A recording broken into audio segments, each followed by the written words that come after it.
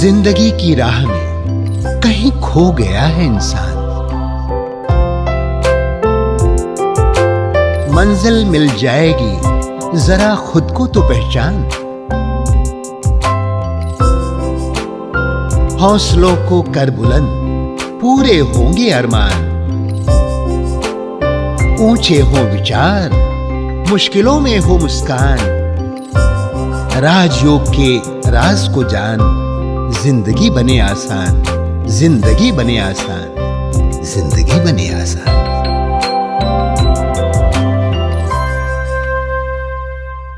नमस्कार दोस्तों, स्वागत है आप सभी का हमारे प्रोग्राम जिंदगी बने आसान में। दोस्तों, हमारी स्पेशल सीरीज चल रही है माइंड बॉडी मेडिसिन के ऊपर। हम हर दिन कुछ नया सीख रहे हैं, हम हर दिन अपने आप को बेहतर करने की चाह में हैं। इसी बात के साथ आज के प्रोग्राम की मैं शुरुआत करना चाहती हूँ। हमारे साथ है नामी ग्रामी साइकोथेरेपिस्ट डॉक्टर गिरीश पटेल जी। आइए उनसे जानते हैं कि किस तरह से स्ट्रेस से हम अपनी ज़िंदगी को बाहर निकाल सकते हैं। ओम शांति भाई जी, welcome to our show. Om Shanti. भाई जी, आपने पिछले एपिसोड में बहुत ही सूक्ष्म तरीके से और बहुत ही बारीकी से आपने समझाया था कि किस तरह से स्ट्रेस हमारे ज़िंदगी को बीमार कर रहा है। कहीं ना कहीं बहुत सारी बीमारियां हमें से ग्रसित कर रहा है। तो अब मैं जानना चाहती हूँ भाई जी कि एक स्ट्रेस इज वन थिंग। अब ये स्ट्रेस अलग अलग रोगों पर अलग अलग तरीके से बीमारियां क्यों लेकर आता है? ये थोड़ा सा मुझे हमेशा से कंफ्यूजन था कि बात तो है कि भाई हम स्ट्रेस हो रहे हैं, लेकिन शायद किसी महिला के ऊपर डायबिटीज हो गया, किसी को कैंसर हो गया, किसी को ब्लड प्रेशर हो गया। सो आई वांटेड टू नो कि ये एग्जैक्टली क्या है, थोड़ा कंफ्यूजन है। Very good.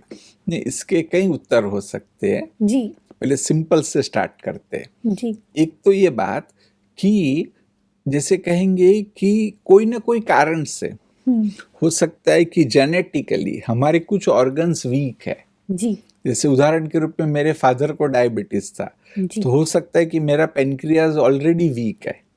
अच्छा। और फिर और स्ट्रेस आ गया तो मुझे डायबिटीज होने की संभावना ज्यादा हो सकती है। ओके। किसी का ऑलरेडी हार्ट वीक है तो उसको हार्ट की तकलीफ होने की संभावना ज्यादा हो सकती है जी। एक तो ये हो गया। दूसरा ये भी कोई भी कारण से उनके और ऑर्गन्स है वो ऑलरेडी वीक हो चुके हैं जी, है ना, तब उसको वो ऑर्गन की बीमारी होने की संभावना और भी बढ़ जाएगी जी, है ना। तो मूल रूप से ये रीजन है कि भाई स्ट्रेस जो है वो क्यों डिफरेंट व्यक्ति को डिफरेंट बीमारियां करता है जी। इस पर अभी कुछ कुछ रिसर्च हुई है, 100% हुई भी नहीं कहेंगे जी। कि भाई कौन सा स्ट्रेस क्या बीमारी करता है। भले स्ट्रेस हमने जनरल वर्ड कहा, लेकिन उसको हम अलग रूप दे सकते। फॉर एग्जाम्पल प्रेशर, काम का प्रेशर, वो क्या करेगा है ना। भी कोई बहुत चिंता कर रहा है, फिक्र कर रहा है, तो क्या बीमारी होगी है ना। कोई बहुत ईर्ष्या कर रहा है तो उसको क्या बीमारी होगी। आज नहीं, जो व्यक्ति एकदम परफेक्ट करना चाहता है ना, मेरा सब कुछ परफेक्ट होना चाहिए थोड़ा, तो उसको भी स्ट्रेस आएगी। ओके। वो परफेक्ट करने में उसके ऊपर प्रेशर आएगा, तो भी एक प्रकार का स्ट्रेस हो गया। बिल्कुल। तो उससे उस पर क्या इफेक्ट होगी है ना। ऐसे हम कई चीजें कि भी कोई बदला लेने का सोच रहा है कि बार बार उसमें मुझे बदला लेना है, बदला लेना है, बदला लेना है, वो एक प्रकार का स्ट्रेस हो गया। तो उससे क्या कोई स्पेसिफिक ऑर्गन डैमेज होगा ओके ना। इस पर काफी मतलब वर्क हुआ है ऑलरेडी जी, जिसमें जो बातें साइंटिफिकली प्रूवन है वो मैं आपको बताता हूँ। बिल्कुल। एक तो ये है जिसको बोलते हैं टाइप ए पर्सनालिटी, ओके।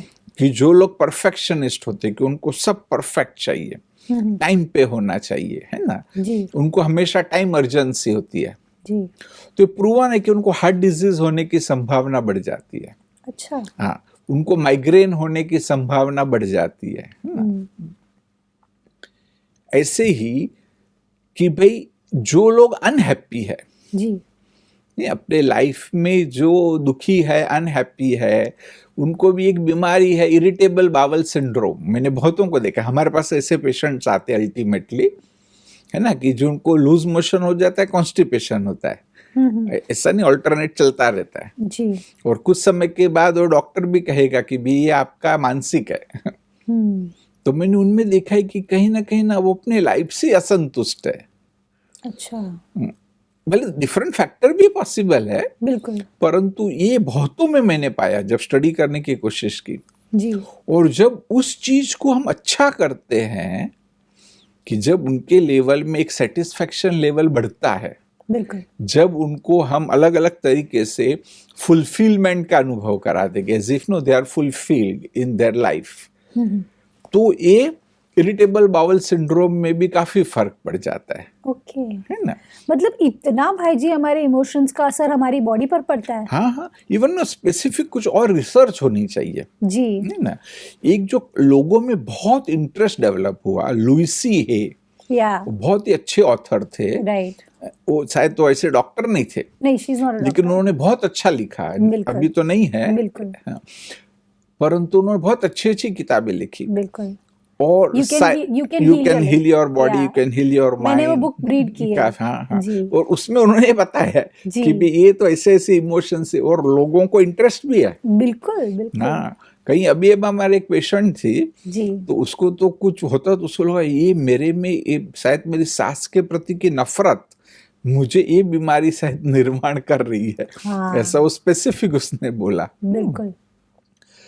तो इस पर मैं कहूंगा कि और ज्यादा स्टडी होनी चाहिए सिस्टमैटिकली, है ना? बिल्कुल।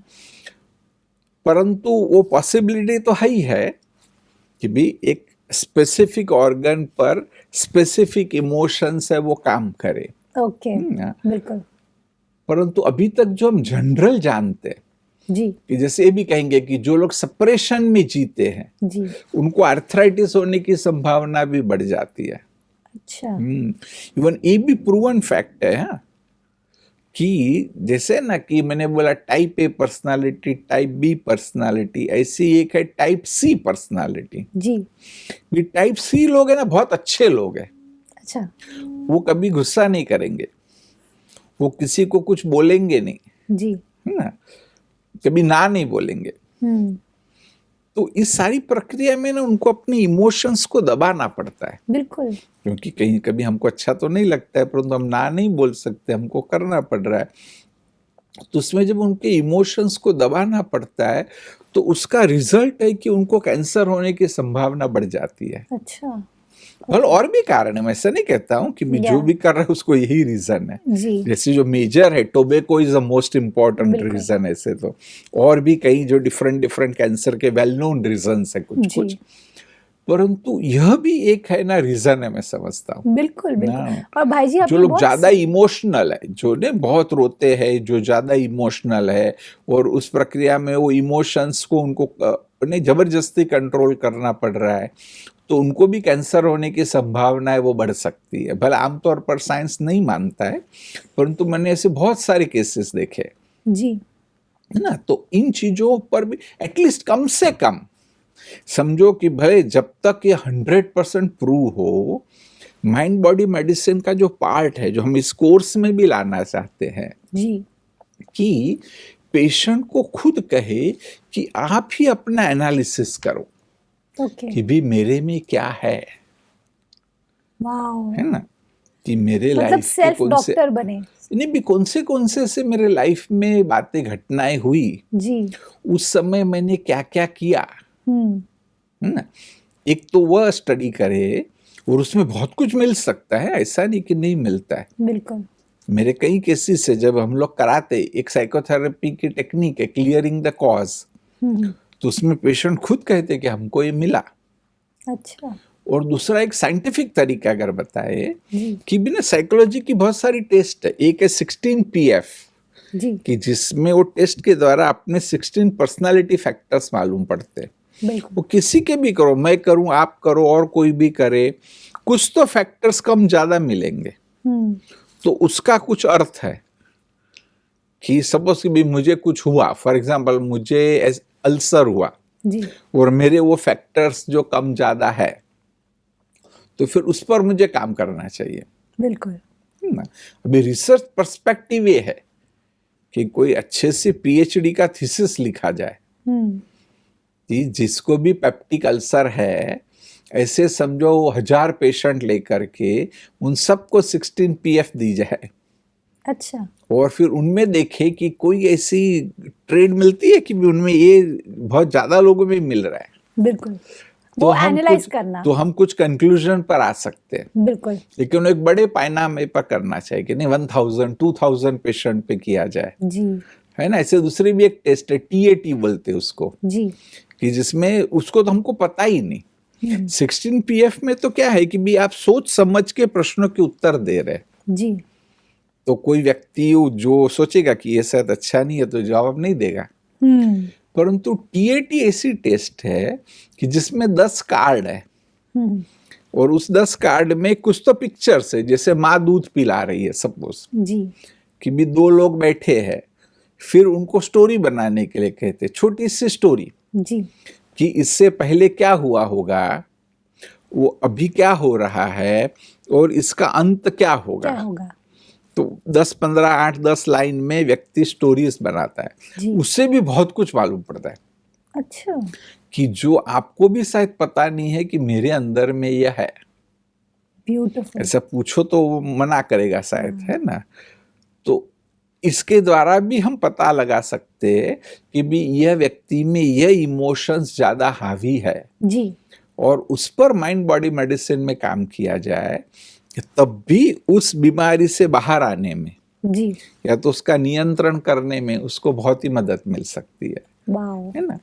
भाई जी, ये जो हम बात कर रहे हैं अभी स्ट्रेस की, स्ट्रेस में एक और चीज़ मैंने नोटिस की है कि जब भी हम स्ट्रेस होते हैं तो एक बहुत बड़ी चीज़ होती है जो एक सबकॉन्शियसली चल रही होती है, वो होती है कंफ्यूजन। क्योंकि हमेशा मैंने नोटिस किया जब हम स्ट्रेस्ड रहेंगे तो हम डिसीजंस फर्म नहीं ले पाते, डेफिनेटली, राइट। तो उसे क्योर करने में भी माइंड बॉडी मेडिसिन हेल्प करता है। डेफिनेटली उसमें टेक्निक्स हेल्प करेगी। अच्छा, कि माइंड बॉडी मेडिसिन की कई टेक्निक, उसकी भी हम चर्चा करेंगे जी, कि जिसमें एक टेक्निक हो सकती है मेडिटेशन, माइंडफुलनेस भी, okay, even relaxation practices. Wow, तो उसमें जब व्यक्ति मेडिटेशन करेगा तो उसको क्लैरिटी आएगी कि अंदर में क्या चल रहा है ना। फिर जैसे वो क्लैरिटी आएगी, एक डिटैच होकर के अपनी चीज को वॉच कर पाएगा, तो जानेगा कि ये यहाँ गड़बड़ है, इसको मुझे ठीक करना चाहिए। ट्रू, एक ऑटोमेटिक भी ठीक होगा और फिर वो करने से भी प्रैक्टिकली हम उनको सिखा भी सकते कि भाई कैसे क्लैरिटी लानी है। बिल्कुल। और आपने बहुत ही अच्छा बताया कि ये बहुत सारी चीजें ना कंफ्यूजन से ही आती है। एग्जैक्टली। अगर हम साइकोलॉजिकल बीमारियों का विचार करें, हमने सोचा ना तो फिजिकल डिजीज, जी, कि भी हार्ट डिजीज, डायबिटीज या स्किन डिजीज ऐसे सब है ना। जी, परंतु जो साइकोलॉजी की बीमारियां हैं, आप देखेंगे तो साइकोलॉजी की बीमारियां तो ऐसे तो कोई कहेगा स्ट्रेस ही है, जी, परंतु फिर भी वो स्ट्रेस से होती है।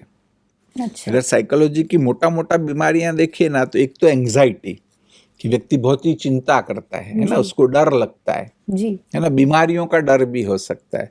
दूसरा एक है डिप्रेशन, तीसरा एक है ऑब्सेशन, कि रिपीटेशन करता है कोई कोई चीजों का, है ना। फिर सारी बीमारियां हैं जिसको हम पागलपन बोल सकते हैं, सिजोफ्रेनिया, साइकोसिस टाइप ऑफ बीमारियां। और एक है जिसको बोला है बाइपोलर, वो अलग अलग प्रकार के बाइपोलर होते हैं जी। और एक पूरा ही ग्रुप है जिसको कहा है डिसोसिएटिव डिसऑर्डर। अच्छा, कि व्यक्ति भूल जाता है कि मैं कौन हूं, कहाँ हूं। कई बार आपने देखा होगा ना, वो टेम्पररी बोल ही नहीं पाता है। अच्छा, कोई ऐसा शॉक लगे, 1-2 दिन तक वो बोल नहीं पाता, फिर बोलने लगता है वापस, हो सकता है ना। ऐसे देख नहीं था, ऐसा भी होता है, राइट। ऐसे बहुत सारी चीजें। तो वो एक प्रकार से डिसोसिएटिव डिसऑर्डर्स है ना। तो ये जो साइकोलॉजी की बीमारियां हैं, वहां पर भी स्ट्रेस रीजन है। ओके, एक सिंपल तो ये कहेंगे कि भी तनाव हुआ, व्यक्ति उसे डील करने की कोशिश करता है, परंतु जब वो समझता है कि अब मेरे बस के बाहर है, जी, अब मैं इसको हैंडल नहीं कर पाऊंगा, और वो गिव अप करता है, तो डिप्रेशन हो गया। सो ट्रू, है ना। कि भी अभी वो गिव अप, जैसे वो ज्यादा ही हो गया तो व्यक्ति आत्महत्या भी कर लेता है, जी, कि अब मैं इसको मैनेज नहीं कर पाऊंगा। हाँ, अभी एंजाइटी भी एक प्रकार से स्ट्रेस है।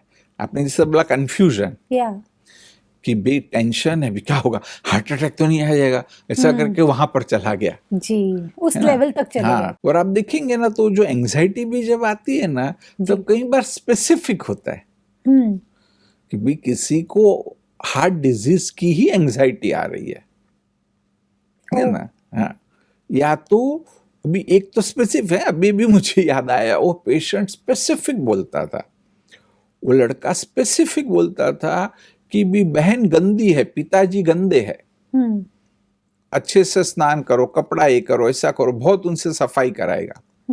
लेकिन वो बोलता है बाहर जाके मैं गंदा खाना भी खा लूंगा, मेरे को उसमें तकलीफ नहीं है अच्छा, कि कुछ भी ऐसा इधर उधर पड़ा हो रास्ते में गंदा भी है तो भी शायद मैं खा लूंगा, मेरे को उसमें टेंशन नहीं होगा। यहाँ मैं बोलूंगा कि ये बहन गंदी है, उनको घर से भी भगा दिया अरे कि आप लोग नहीं रह सकते हैं, आप लोग स्वच्छ नहीं हो, ऐसा करके। ऐसा क्यों? ये साइकिल यही मैं बोलना चाहता हूँ हाँ। कि भी एक स्पेसिफिक स्ट्रेस है, वो ओके। गंदगी रीजन नहीं है, ओके, वो रीजन और कुछ है।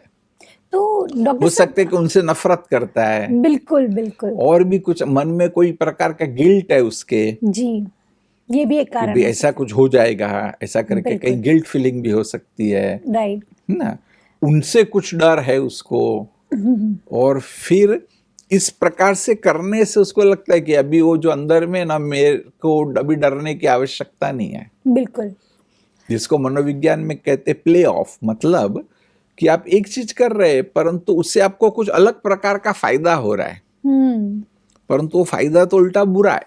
अच्छा, मतलब वो संस्कार गलत है बेसिकली। संस्था नहीं, मतलब कि कुछ आप करते हैं ना, उसके पीछे कुछ रीजन है, उसमें कुछ आपको बेनिफिट हो रहा है, तो ये आप परंतु वो बेनिफिट तो और बुरा है एग्जैक्टली, है ना। वो जो आपको छोटा सा बेनिफिट हो रहा है, जैसे यहाँ पर ये जो मैंने बोला वो लड़के का, जी, ये हो सकता है कि उसके मन में कुछ तो फियर है कि बहन को मैं कुछ कर लूंगा, सपोज से फॉर एग्जांपल, राइट, है ना, मेरे बहन से बुरा व्यवहार हो जाएगा, लेकिन उसने सबकॉन्शियसली कर दिया कि बहन ही अच्छी नहीं, वो गंदी है, वो राइट, साफ नहीं है, तुम यहाँ से जाओ, है ना। लेकिन अभी वो जो उसने बीमारी लाई वो बहुत बड़ी है, उससे अच्छा जो उसकी मेन एंजाइटी थी उससे डील करना इजी था, यस, कि भी बहन है मेरी, कुछ नहीं होने वाला है, मैं समझता हूँ, राइट, बस मुझे थोड़ा कॉन्शियस होके चलना है, डेफिनेटली देयर इज नथिंग, मैं अवेयर हूँ ऐसे। राइट। डॉक्टर साहब, यहाँ पर मैंने नोटिस किया है कि स्ट्रेस की जब हम बात करते हैं, स्ट्रेस वर्ड जो है, इस वर्ड का एक एसोसिएशन हम क्रिएट करते हैं माइंड में, राइट। अगर मैं बोलती हूँ आज मुझे बहुत स्ट्रेस फील हो रहा है, राइट, तो कहीं ना कहीं मेरी जो इच्छा है, जो मेरी इच्छा शक्ति है, उसके अनुसार चीज़ें नहीं हो रही है, इसलिए मैं स्ट्रेस्ड आउट हो रही हूँ। लेकिन ज़रूरी नहीं है कि, कई बार ऐसा होता है कि हमको सब कुछ मिल रहा है, सब कुछ है मेरे आसपास, मैं एवरीथिंग परफेक्ट कर रही हूँ, भगवान ने मुझे बहुत कुछ दिया है, लेकिन एक छोटी सी चीज़ जो नहीं हो रही है, वो इन सभी अच्छी चीज़ों को नज़रअंदाज कर देता है हमारे दिमाग में। ऐसा क्यों होता है?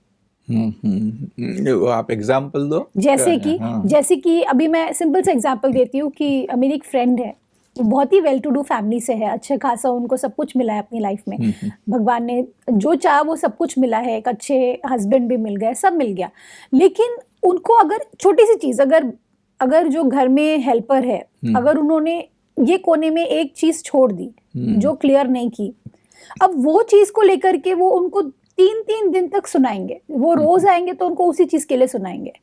तो वो बातों को पकड़ लेना और उसको खींचते रहना, ये भी एक तरह का स्ट्रेस है। हाँ, नहीं, और इसके पीछे क्या ना रीजन डिफरेंट हो सकता है। अच्छा, अभी जैसा भी ये आप बोल रहे हैं जी, अभी एक पॉसिबल है कि भी ओवर क्लीनलीनेस जो ऑब्सेशन का पार्ट हो सकता है, Right. सिंपल सा। राइट, दूसरा ये भी हो सकता है कि नहीं तो फिर मेरा इंपॉर्टेंस क्या,